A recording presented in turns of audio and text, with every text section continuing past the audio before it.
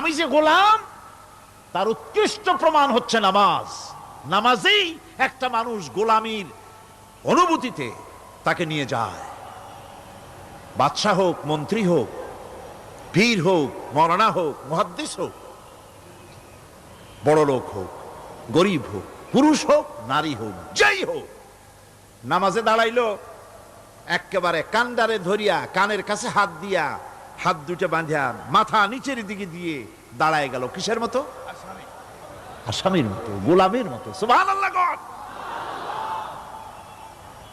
এদিক ওদিক তাকাইতে পারবা না, চোখটা থাকবে সেজদা যেখানে দিবা সেখানে।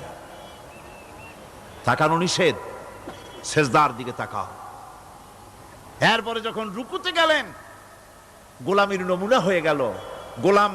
গোলামের এরকম মাথা নিচু করে থাকতে হয় প্রভুর সামনে।